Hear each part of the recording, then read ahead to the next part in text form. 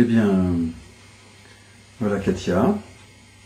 Katia, ce matin, nous avons rendez-vous. Cela fait à peu près 2-3 ans que tu travailles avec moi. Ouais. Et donc, tu as déjà fait une première année, bien sûr, de travail sur phase. Et puis, tu approfondis. Tu reviens à la deuxième année, on a travaillé les mois profonds, ensemble.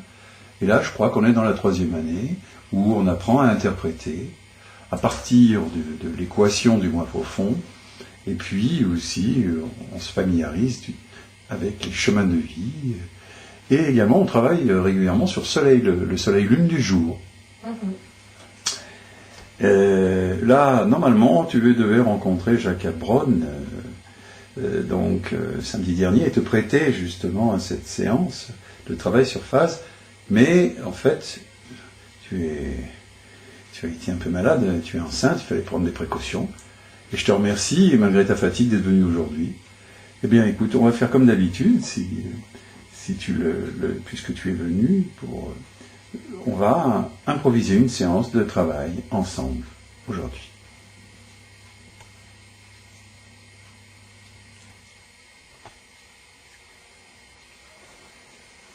Très bien, ça va, Katia? Sens-toi à l'aise. Ouais, ça va. N'hésite pas à parler quand on a envie. Si je fais ça, on va être un peu... Bon, je ferai jour du zoom un peu. Puis je prendrai un autre angle.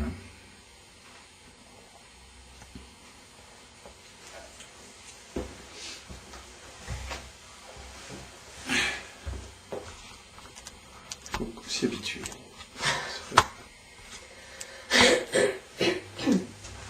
Alors, ce qui est bien avec cet écran, avec cette caméra, ce qui est bien, c'est qu'on peut quand même surveiller un peu. Oui, c'est super. Oui, voilà, j'apprends à toute vitesse actuellement. Donc,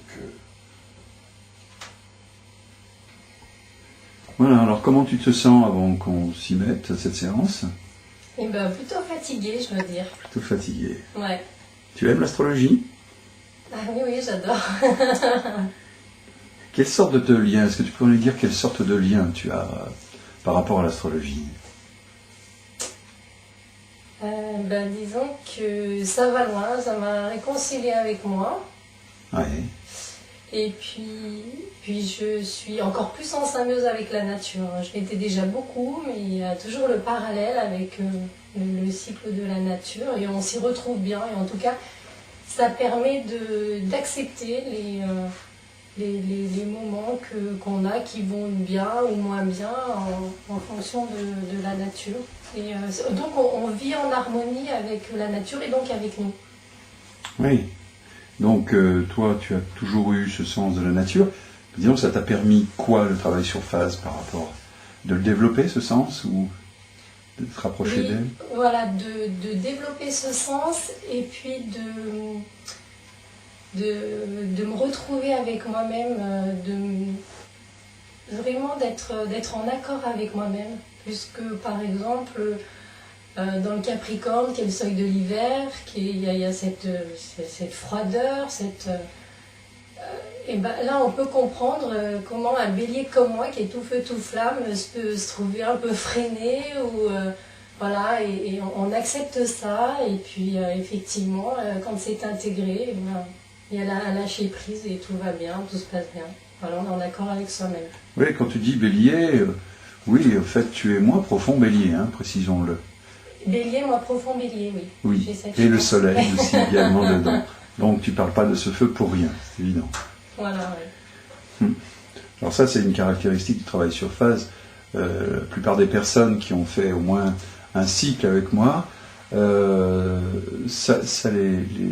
qui vivent des moments de l'année d'une façon un peu difficile, ou qu'elles peuvent redouter d'ailleurs, c'est souvent la partie automnale ou hivernale qui met en jeu.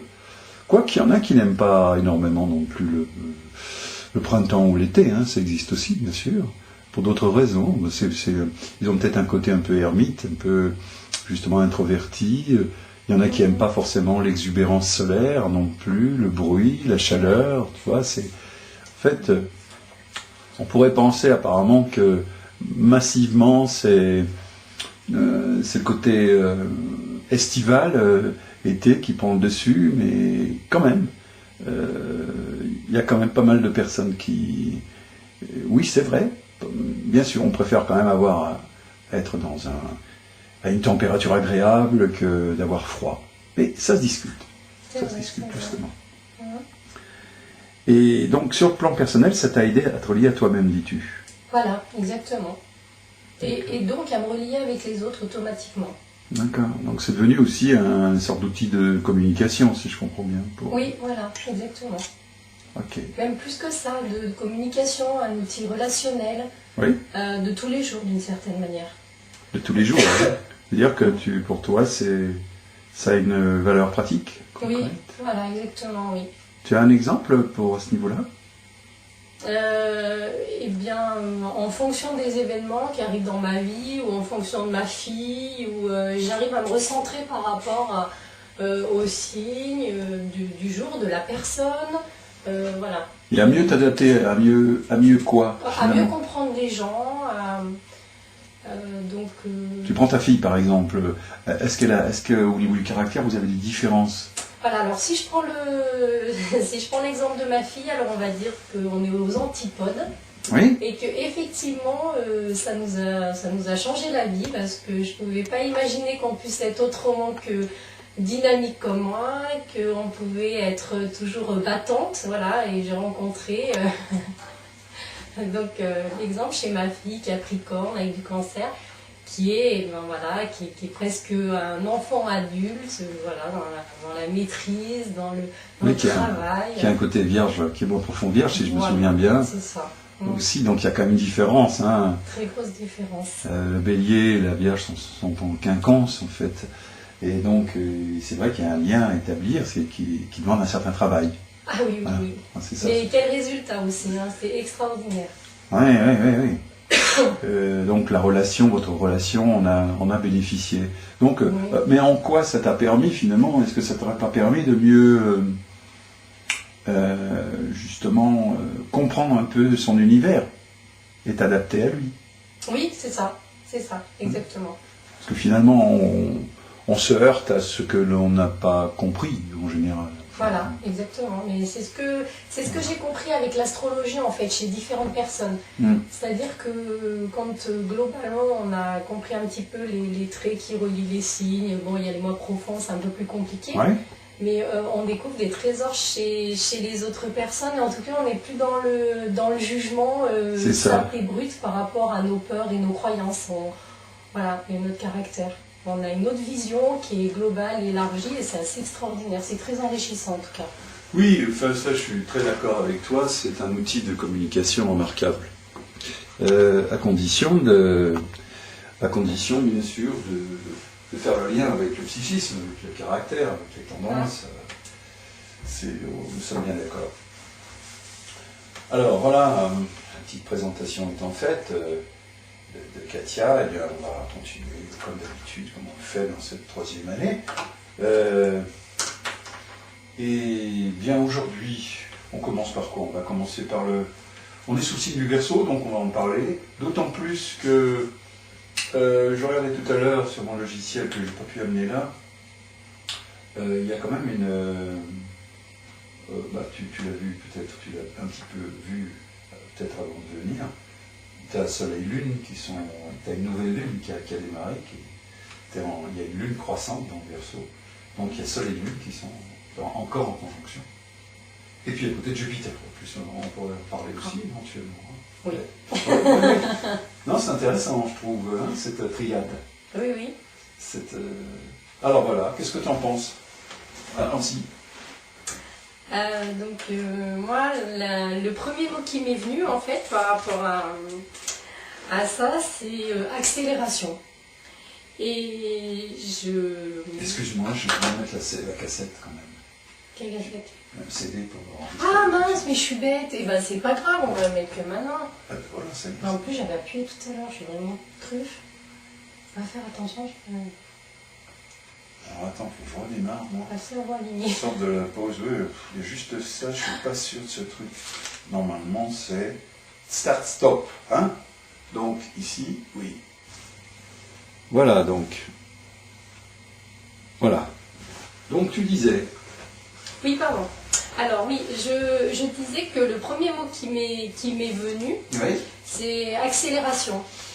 Et donc après j'ai suivi tes conseils, je me suis dit accélération, donc toujours argumenté, donc je me suis dit en fait on sort du Justifier ce qu'on dit, Capricorne. tu veux dire. Oui. Voilà, justifier. On sort du Capricorne, on donne l'image du sage dans sa grotte, patience, persévérance. C'est comme si on allumait une mèche Oui. au sage qui est dans sa grotte. Moi je voyais ça. C'est comme ça que tu le ressens. Là, tu Voilà. sens vraiment une différence au niveau de... On n'est plus dans le ralentissement du temps saturnien, mais Voilà. plutôt dans une accélération du temps. Voilà, tout à fait. C'est-à-dire, là tu parles en bélier, décidément, là il y a une mèche. Oui, c'est tout à fait ça. Mais en ce qui concerne le thème de Katia, ce n'est pas ton thème en fait. C'est pas étonnant cette réflexion que tu viens faire, parce que ton moi profond, bélier, conjoint au soleil en bélier en 12, est aussi conjoint à Saturne. Donc du coup l'ermite, oui, le feu du bélier, il allume une mèche pour l'ermite, justement pour sortir, il provoque une explosion. Tu vois ce que je veux dire? Oui, c'est ça. Là, c'est un raisonnement bélier. Parce que, quand même, c'est très important. Tu as Lune noire, Soleil, Saturne qui sont vraiment en triple conjonction, très, très, très, très appliquée. Voilà, donc du coup, l'un va pas sans l'autre. Cette énergie de feu du bélier, qui est quand même relativement fermée dans cette maison 12, liée quand même à la vie intérieure, sous la dimension, je dirais, océanique et enfermée de la 12, eh bien, il y a encore en plus, au-dessus de ce feu, avec Saturne, une couche de glace, si j'ose dire. Il y a donc une idée d'éveil à réaliser, quoi, hein, ou d'énergie de vie qui est au sein même de ce glacier, de cette eau profonde, gelée, qui est à contacter, connecter, et que ça soit la vie qui prenne le dessus. Dans la symbolique de la 12 analogue au poisson, il y a quand même une idée de travail en profondeur pour que renaisse un nouveau printemps. Le poisson et le bélier se suivent, se succèdent, et en fait, c'est dans le ventre du poisson que se prépare ce fameux mécanisme de transsubstantiation au niveau de la nature. C'est-à-dire la nature va faire du neuf avec du vieux. Elle élabore, là, dans cette dimension 12, ou poisson, il y a un principe d'élaboration d'un futur état qui doit justement devenir le nouvel élan de demain. Alors on le voit bien au niveau de la nature, mais pour un être, et quelque part il y a une analogie très, très importante. Ton feu, très fort, bélier, tu vois, est là, et en même temps faut-il encore le reconnecter, parce qu'il est au sein de la maison 12 et un peu gelé par Saturne. Donc j'utilise des images de couches de glace, etc. Mais en même temps, dans la vie, il faut réellement, au cours du chemin de vie, arriver à reconnecter avec cette force, cette énergie qui est là, et réussir une sorte de, je ne veux pas dire résurrection, mais d'éveil, justement, de ce feu sous la glace. Voilà. Bon, j'ai saisi, tu vois, dans ces séances que nous faisons ensemble, tu as l'habitude, on approfondit sans cesse. On est là dans une dimension psycho-astrologique où on travaille sur les archétypes planétaires. En même temps, c'est pas un cours technique, c'est plus que ça. Hein, il s'agit là justement d'étudier la relation qu'il y a entre sa propre personne et les archétypes qui alimentent notre personnalité. Car l'un anime l'autre, bien entendu. Alors rejoindre le fondement archétypal qui est le nôtre, chacun, c'est de nouveau réactualiser, prendre conscience de sa personnalité la plus profonde. Voilà.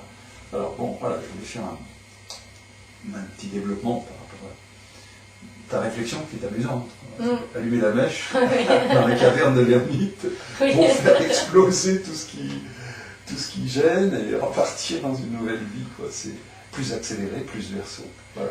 Oui, voilà. Mais en fait, c'est vraiment la chose qui a été, on va dire, prépondérante pour moi. Moi, je voyais vraiment Et à nouveau, je me disais, le sage, c'est plus l'introversion, le verso plus extraverti, même si c'est pas exactement ça, parce que il est pris d'une frénésie pour renouveler, pour mener à bien ses projets. Mais je me disais que dans la mesure où le verso, ça rend plus vif. On l'a en soleil et en lune, je me disais, est-ce qu'au bout du compte, ça fait pas soit une grosse fatigue, comme ce que j'ai moi, là, j'en peux plus, soit un pétage de plomb. Oui. J'ai laissé deux options. Non, mais l'un peut aller avec l'autre. Oui, aussi, alors ça c'est con. Je veux dire, dans la vie sociale et personnelle du monde, certainement qu'il peut y avoir des deux pour les personnes. Voilà, l'un oui. ou l'autre, en tout cas, ça va être vécu. Tes hypothèses sont intéressantes. Frénésie, oui, parce que c'est vrai que ça active énormément. Hein. Je pense que tu as raison. C'est vrai. Alors en ce qui te concerne, ça se passe dans la maison 11, hein, cette conjonction Soleil-Lune-Jupiter, liée, qui est une maison analogue au Verseau. Alors, ça se surajoute. Oui, non, mais je suis sur les rotules. N'oublions pas que fondamentalement, le Verseau, il y a là l'idée d'une force, quand on voit d'un courant de vie, une double serpent, ou analogue à une sorte de foudre, une force électromagnétique qui vient provoquer aussi l'éveil de la nature, c'est le signe de la débâcle, de la sortie du sommeil. Oui. Alors, en fait, tu vois, ton image d'allumer une mèche, j'aime beaucoup, parce que c'est, en fait, instinctivement, parce que tu as une sorte d'intuition instinctive, c'est ça, en fait. Il y a véritablement dans le Verseau, et chez les personnes qui sont au Verseau, pas seulement dans la phase. Dans la phase, il y a la débâcle, la levée de la dormance de la nature. Donc c'est vraiment, il y a là un choc, il y a évidemment qui peut provoquer un éveil, la relance des forces de vie qui sont paralysées par le froid hivernal. D'ailleurs, il y a des carnavals qui, à cette époque-là, dans certaines régions encore, où on voit des géants carnavalesques qui descendent de la montagne, qui rentrent dans les villages, qui représentent des forces géantes, quelque part, qui étaient prisonnières des flancs de la montagne. Donc, je veux dire que tout à fait, c'est quelque chose de violent, qui peut être violent. Hein. Alors, la fatigue qui peut en résulter, je trouve que c'est très juste. Ça peut être très juste ce que tu dis, parce que, en fait, quand on voit ton moi profond, quand même, et l'importance de Saturne, ton moi profond saturnisé, l'importance de Saturne, justement, dans ton thème, ben, est-ce qu'il peut y avoir autre chose qu'une confrontation? Oui. C'est un peu comme si on appuyait sur l'accélérateur et le frein en même temps, sur un plan psychique. Tu vois? Et notons au départ que tu as été obligé de passer le week-end, enfin quelques jours allongés. Hein, Oui, ce qui ne me ressemble pas du tout. Ça a dû être pénible. Hein. Oui. Oui, donc l'immobilisme, on retrouve l'immobilisme saturnien, le temps saturnien qui fige, qui paralyse. Là, tu as eu un ordre de ton médecin, il fallait rester. Ah oui, puis je crois que j'aurais pas pu. Hein. Et en même temps, tu avais un rendez-vous avec Uranus, parce que bon, Jacques Alborg est venu là, c'était vraiment un temps consacré à l'astrologie, et donc c'est très lié à Uranus aussi, hein, évidemment, hein, tous ceux qui font de l'astrologie le savent. Donc, bon, mais tu es là ce matin, donc on peut encore en parler. Et c'est vrai que ça crée une sorte de retard. Alors, ça c'est intéressant quand même en passant, parce que, effectivement, Saturne, comme tu le disais justement tout à l'heure, il intériorise, il force à s'intérioriser. Là, tu as bien dû être obligé à le faire. Oui. Pas contente, mais...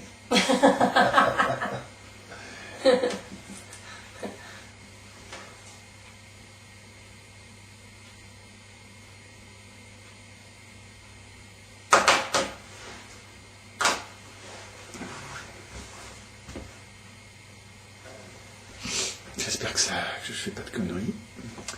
Je vais déplacer ça. La pause. Je ne veux pas la pause. Bon, ça doit être le clignotage, sans doute. D'accord, je vais changer un petit peu de... C'est voir un peu ce que ça donne. C'est pas mal, hein? C'est bien parti. Ouais. J'espère que je ne fais pas d'erreur technique, ce serait dommage. Parce que bon... C'est marrant, moi je peux pas t'aider. Non, non, ça devrait aller. Je me débrouille pour le moment. Donc là... Oui. Attends,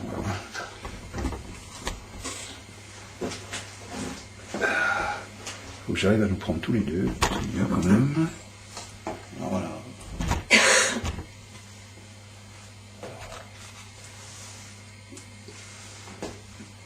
Pas mal là. Pas mal là. Pas mal du tout. Ouais, il faudrait que d'avance sans ta chaise, ça devrait être bon. Ouais, c'est pas mal ça. Est-ce que ça démarre? Est-ce qu'il y a quelque chose qui change si on regarde l'écran, hein, si je fais ça? Donc si je fais... Alors tu disais donc, Katia, allons-y, continue. Tu avais donc relevé d'autres analogies pour le soleil lune en Verseau. Non, c'était ce qui me semblait le plus juste. Oui, ce qui t'a parlé le plus fortement. Oui, voilà, oui. Mais d'ailleurs, c'est en relation avec ton vécu, comme on vient de le voir. Voilà. Finalement, tu aurais bien voulu faire exploser ce qui te freine. Hein, Et être moins fatigué. Voilà. être moins fatigué, du coup. Alors, ce qui serait intéressant, bon, sur le plan psychologique aussi, c'est de te demander contre quoi tu as résisté. À travers ça. Parce que ça t'a créé une situation de résistance évidente. La fatigue en résulte d'ailleurs. Mais en fin de compte, Saturne est là pour... c'est notre maître intérieur, quelque part. Il est là vraiment pour nous aider à grandir intérieurement, à nous structurer, à maturer. Et qu'est-ce qu'il a voulu t'apprendre? En réalité, en faisant vivre cette situation, tu t'es senti vraiment, tu as eu envie d'aller rejoindre quelque chose d'uranien, de vivre quelque chose d'uranien, liberté, échange. Et Saturne a pris momentanément le dessus, finalement.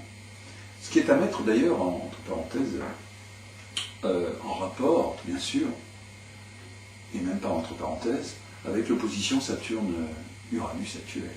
Saturne qui est dans la Vierge, qui freine, qui plombe pas mal, à différents niveaux, les êtres humains, et puis Uranus qui est là en Poisson en face. En fait, on dirait qu'être là avec cette opposition, dans une certaine mesure. Oui, c'est ça, et justement, grâce à toutes les connaissances que tu m'as données, je me suis posé la question. Je me suis dit, mais pourquoi je rentre dans cette sorte de processus où je sens bien qu'il y a des dysfonctionnements? Et c'est vrai que j'ai pu trouver quelques réponses, et puis en tout cas, ça permet de régler entre guillemets les choses. Et effectivement, j'ai été confrontée à une situation où je me suis trouvée enfermée, où je me suis sentie étouffée. Ouais. Et ça aussi, d'après ce que tu m'avais appris dans mon thème, le côté possession, c'est quelque chose qui me perturbe. Et justement, j'ai voulu récupérer, entre guillemets, une liberté, si on peut dire. D'accord. Alors, quand tu dis ça, si tu permets, hein, bien sûr.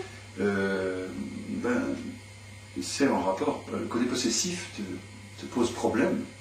Quand on sait, on en avait parlé dans d'autres séances aussi, bien sûr, quand on avait fait le tour, un peu de travail surface. Le dessus dans le Scorpion, qui est là, avec Neptune rétrograde en Scorpion, aussi également dans la maison 7. Hein. Donc, disons que sans aller trop loin, il y a, pour l'instant, il y a quand même un dossier là-dessus. Effectivement. Oui.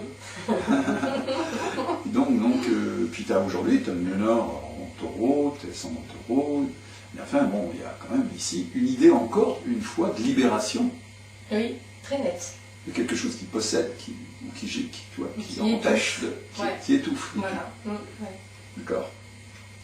Et donc là, ça c'est justement, en fait, je remarque, tu vois, que ce transit de Saturne fait ressortir des choses comme ça du fond, tu vois, il fait travailler sur les problèmes du fond. Donc il ne peut pas ne pas faire ressortir non plus, extraire momentanément, tu vois, c'est cette problématique-là. Parce que si il ne nous la faisait pas ressentir, eh bien, nous ne pourrions pas résoudre ça non plus. Parce que nous ne pourrions pas le mettre en conscience et en fait avancer quelque peu ou beaucoup. C'est important parce que en fait c'est quand même pas seulement intellectuel, il nous le fait vivre. Oui, je comprends bien. C'était très net. Hein. La remontée, au début, j'ai pas.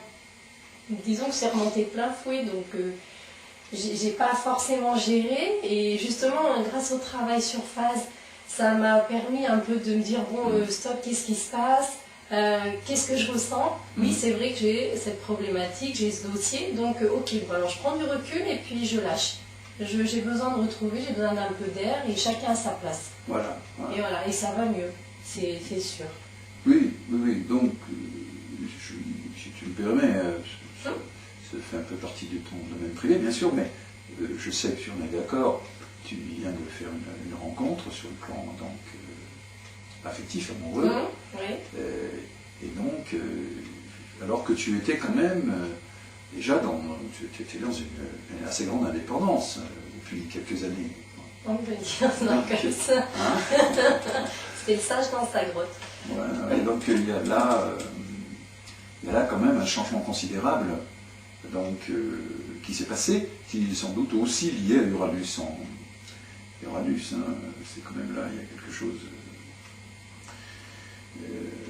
Enfin, je veux dire, Uranus a été remis en question au sens indépendance, liberté, affranchissement, pas vouloir justement rester libre dans l'absolu.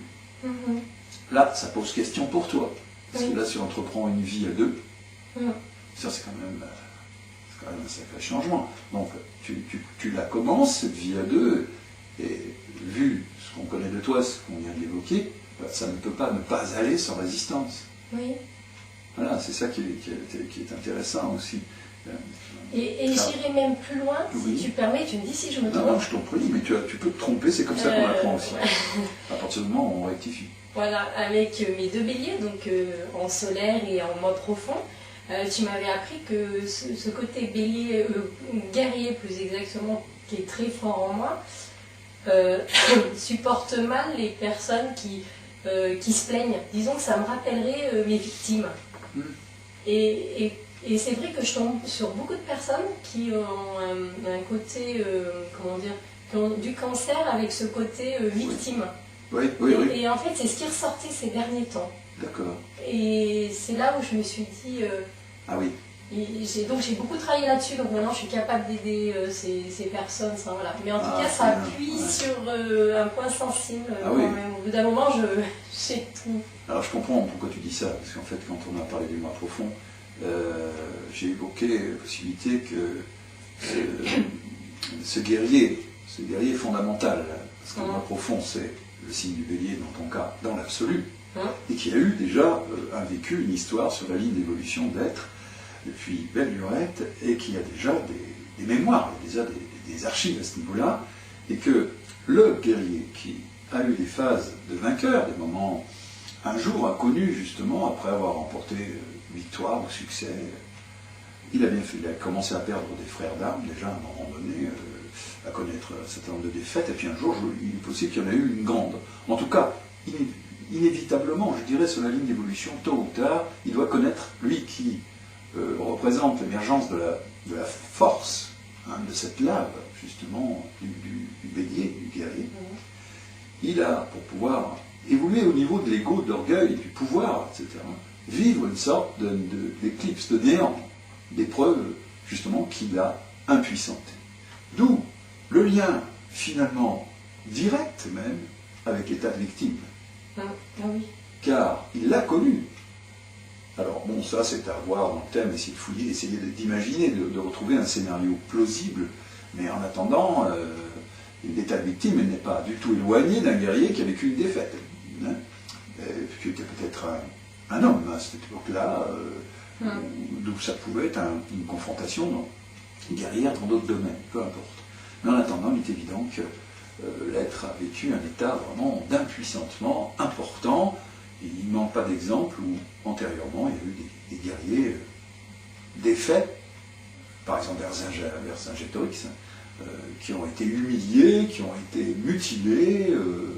Je me souviens en Égypte, sur les parois,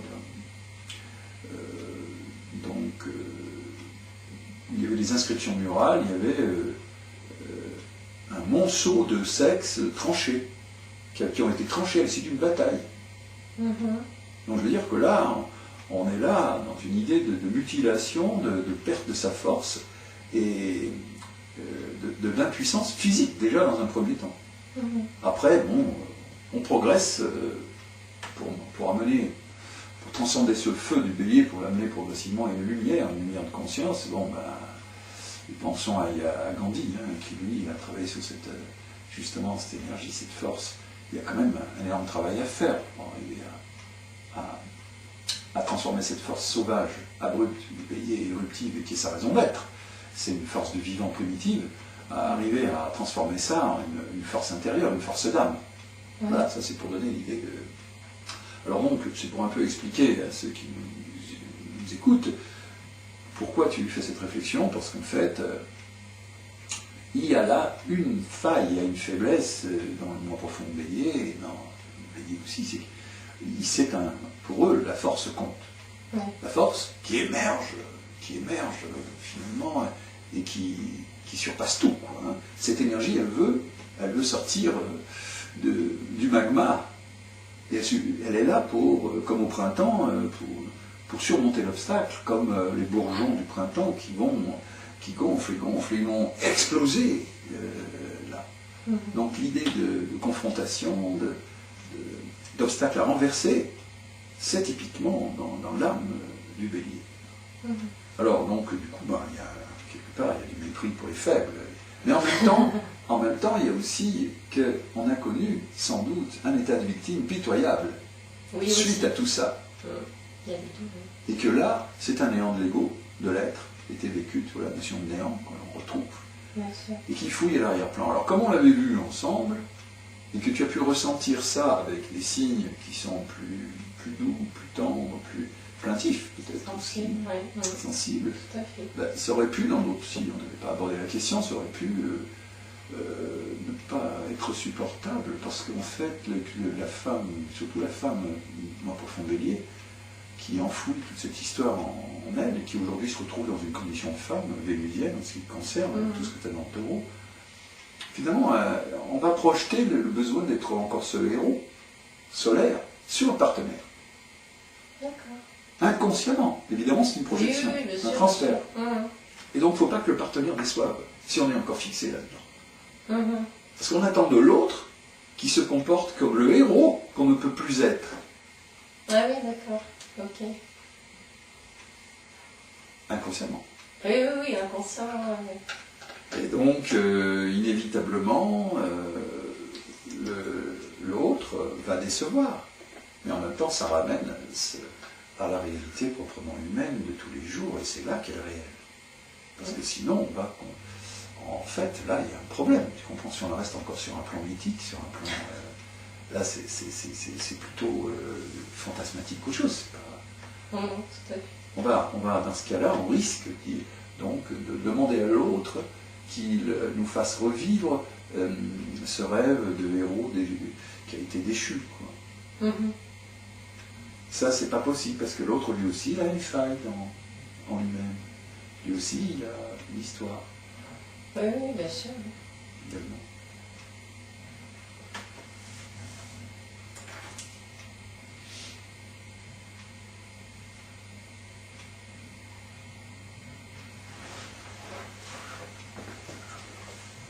J'espère que le bouton de pause fonctionne ici. Ça devrait normalement. Non, on n'a pas vu s'allumer. Bon. Là, je fais une pause comme ça.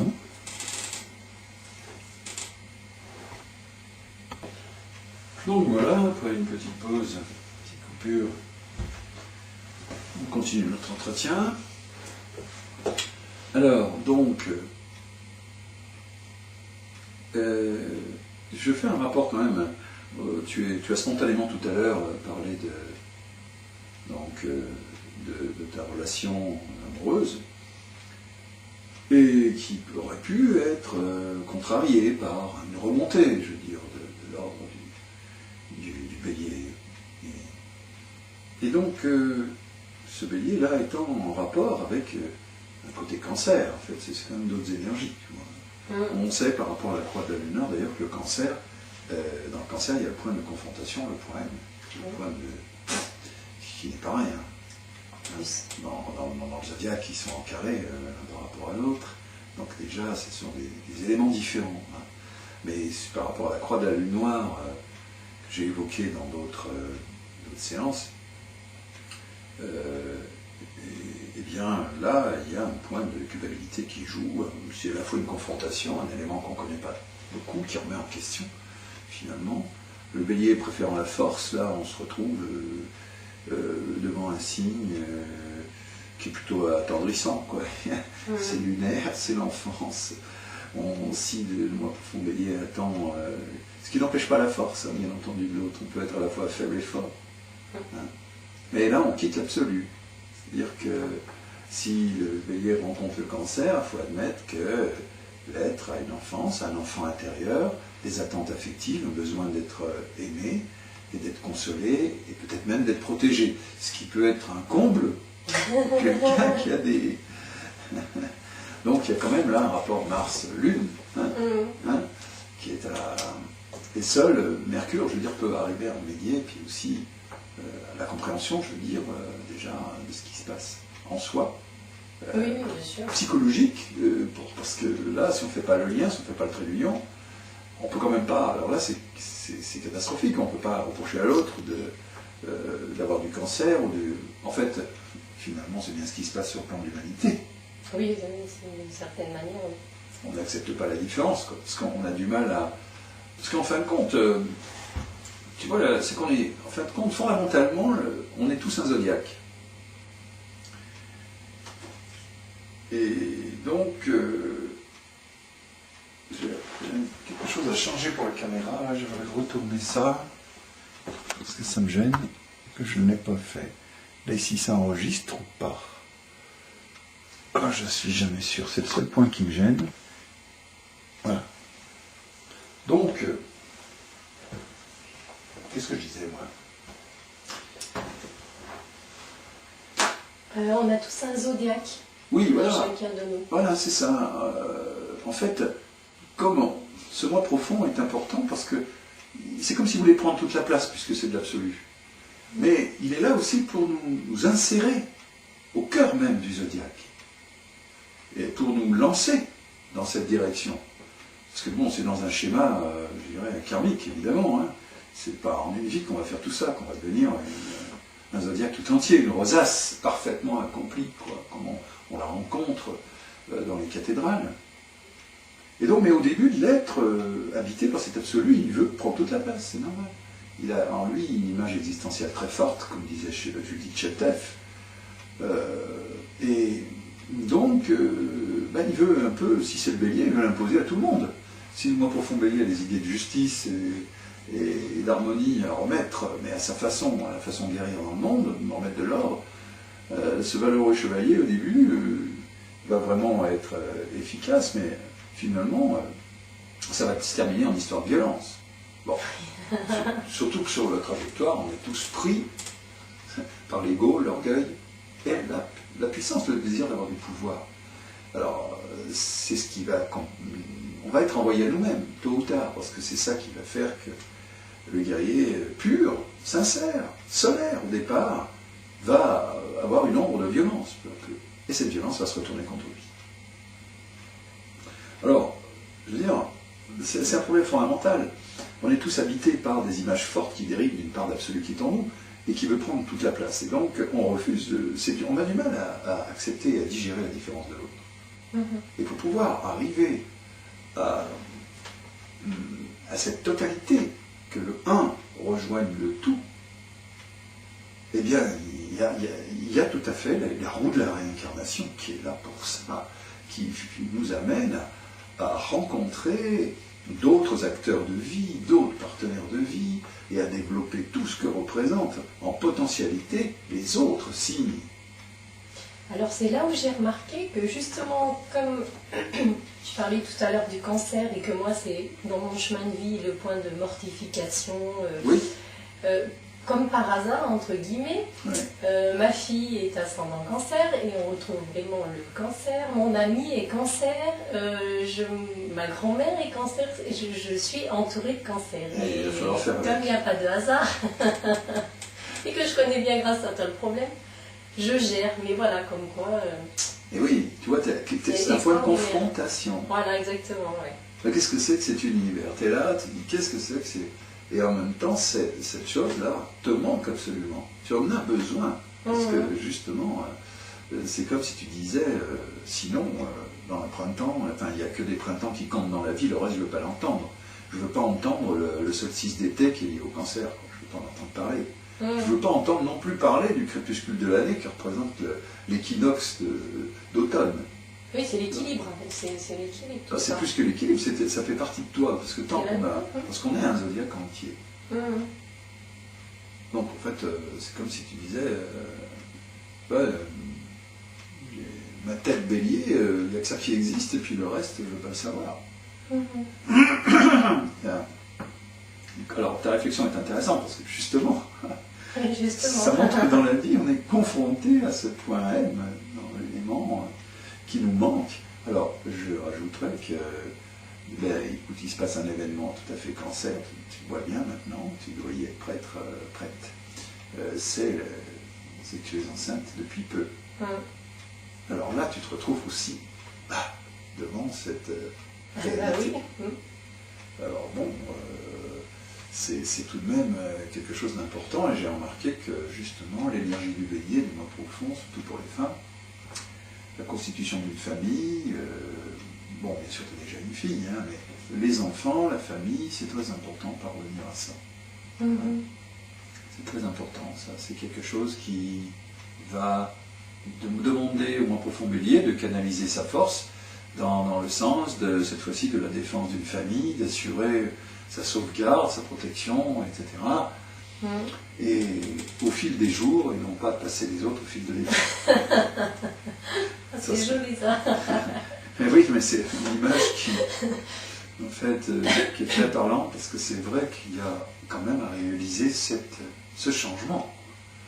Bien sûr, quand je parle de ça, je pense à la force sauvage qui peut représenter, mais du vivant que peut représenter une force extraordinaire, cette énergie feu, bélier, qui a été connue dans le monde à partir d'hommes tel Alexandre le Grand, quelque part, même Gengis Khan. En fait, là, on a le conquérant sauvage. Hein. Autre image, il y a le torrent de montagne, quoi. Et c'est la force qui émerge et qui veut vraiment se frayer un chemin dans la vie. Elle est là pour ça. Et d'ailleurs, le signe du bélier procure à tous et tout, même s'il y a d'autres planètes, procure le sens de l'aventure. Le sens de l'aventure de la vie.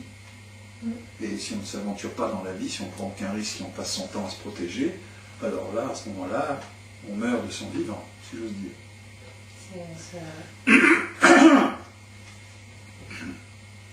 Alors bon, continuons les réflexions, on va maintenant aborder, il nous reste encore un moment, pour aborder, reviser un peu, revoir un petit peu la question du Verseau, et puis de la phase un peu Verseau. On parle tout à l'heure, sachant qu'il y a quand même encore, une fois, on y reviendra, Soleil, Lune, Jupiter dans ce Verseau, qui, Jupiter, demande, apportant une expansion supplémentaire. Je pense à ce besoin de liberté, d'affranchissement que l'on peut ressentir. C'est précieux ça, parce que il y a sans doute puisque la Lune est juste croissante à nouveau, je pense que cette Lune noire, enfin ce nouvel élan, c'est procuré, c'est fait dans le Verseau, justement. Ce qui procure un nouvel élan, justement, à cette dimension Verseau 11. D'accord. Hein?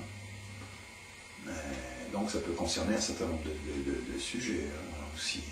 Le fait que ce matin, par exemple, avec sur le côté Verseau, c'est aussi les médias, c'est aussi l'astrologie. Je suis en train de te filmer, là, c'est pas un hasard non plus, on parle d'astrologie, tu vois. Ça en fait totalement partie.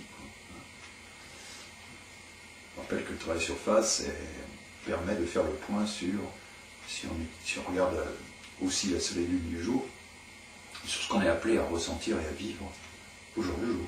Oui, oui, oui. Donc le signe en tant que phase, c'est le cadre de vie sur 30 jours, et puis le soleil-lune, ce sont nos deux yeux, en fait, qui nous permettent de percevoir et de rencontrer le monde. Alors donc, si je te dis Verseau, qu'est-ce que ça évoque pour toi? Plein de choses. On avait déjà parlé du pré-printemps tout à l'heure. Oui, qu'est-ce que tu veux dire par pré-printemps? C'est la relance des forces énergétiques. Elles étaient, on va dire, complètement gelées, c'est ce qu'on disait tout à l'heure, au niveau du Capricorne.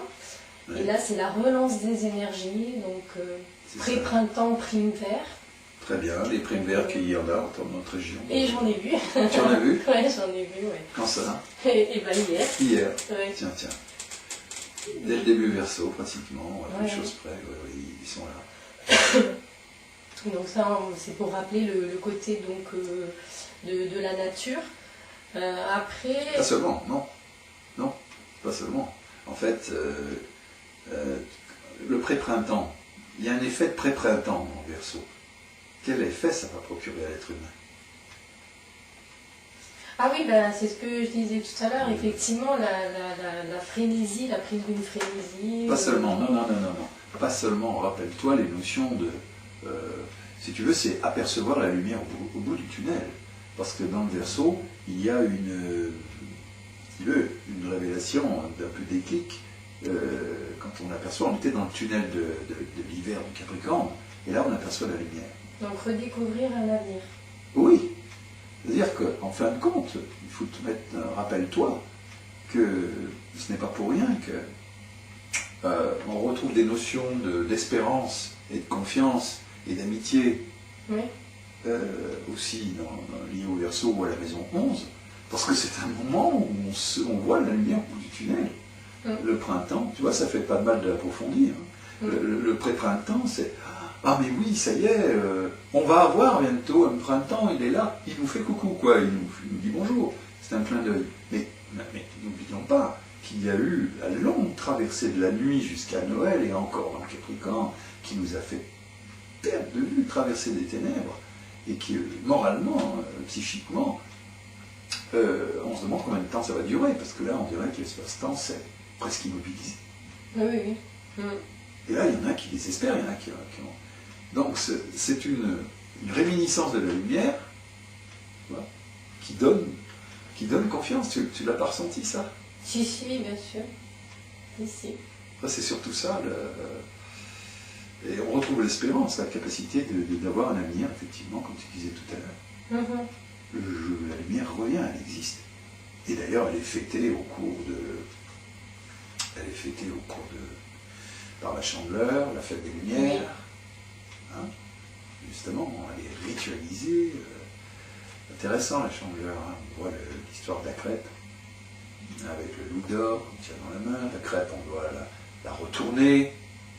En fait, on peut facilement imaginer que la crêpe représente le côté cyclique de là qui est en jeu, parce qu'il se passe quelque chose de l'ordre, effectivement, de l'arrivée d'une nouvelle lumière. Là. Et donc, c'est véritablement, il y a un nouvel élan qui est là.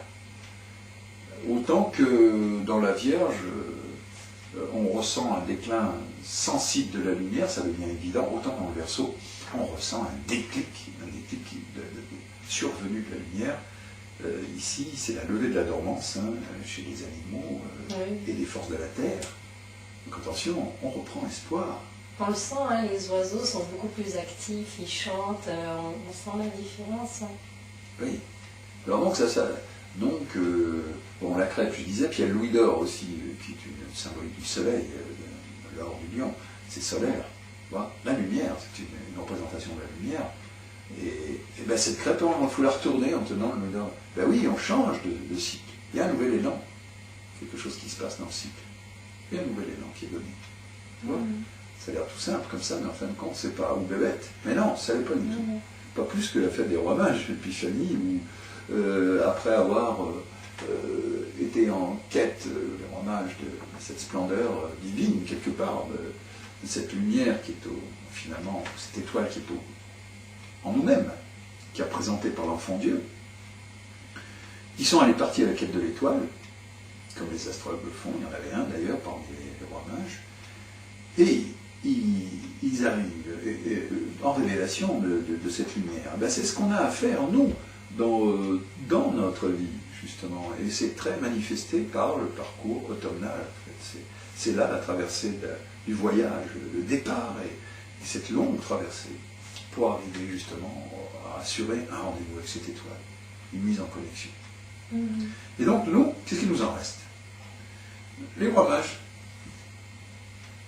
la couronne, la fève. La couronne, encore une fois, le cycle.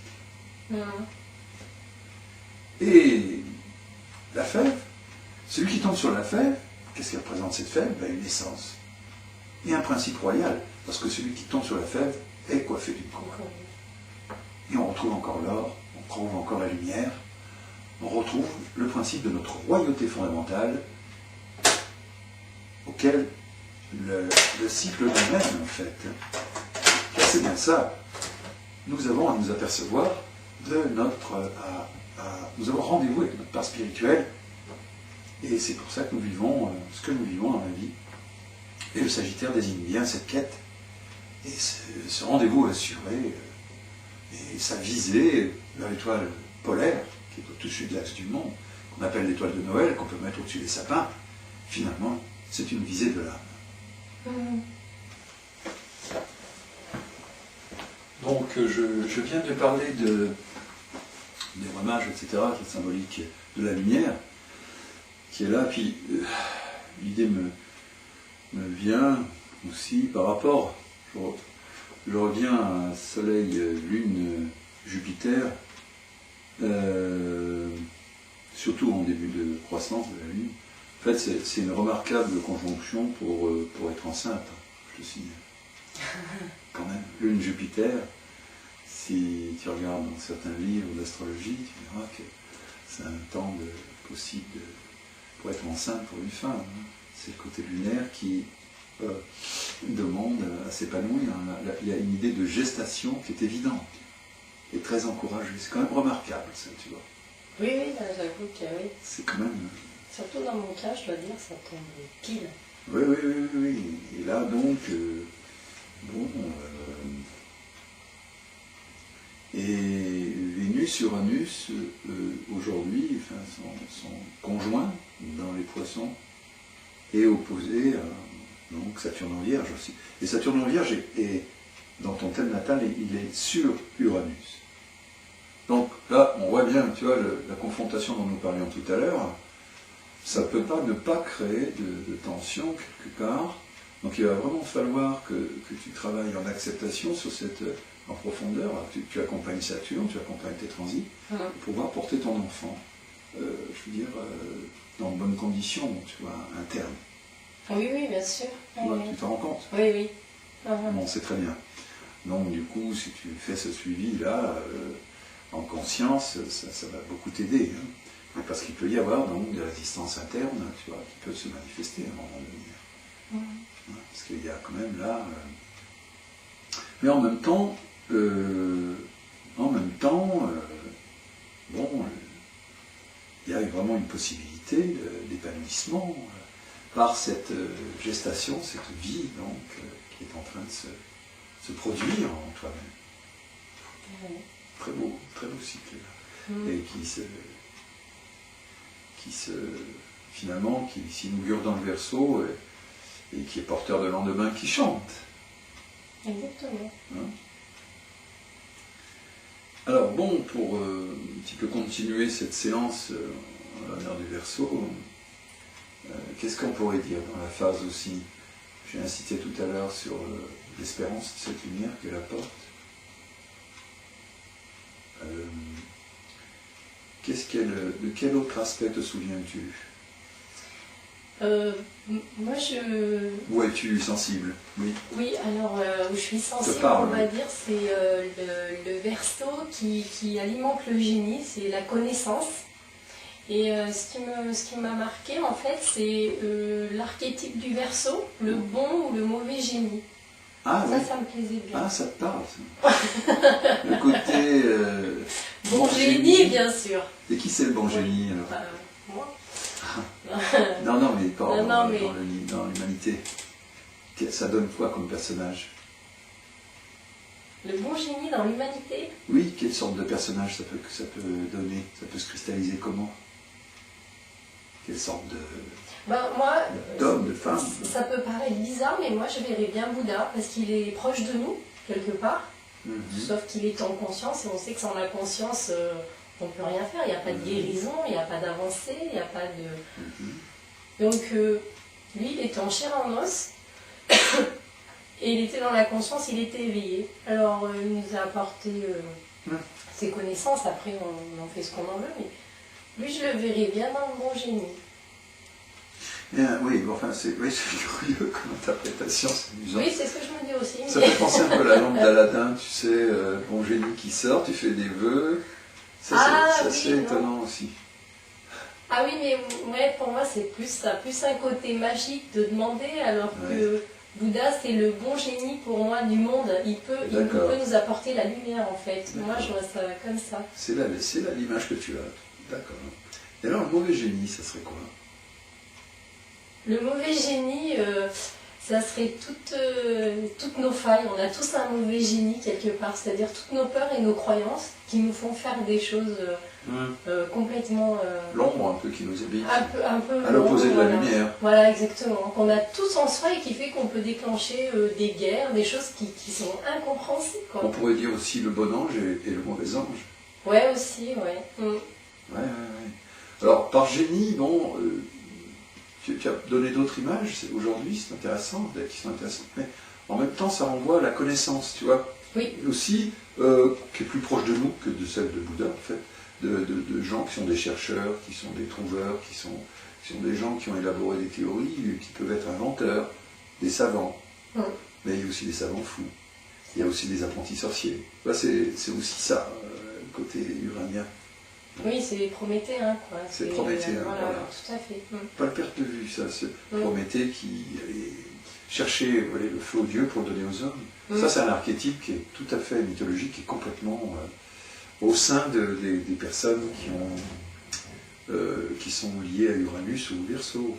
C'est le désir, tu vois, d'avoir un coup d'avance sur le futur et même sur le destin.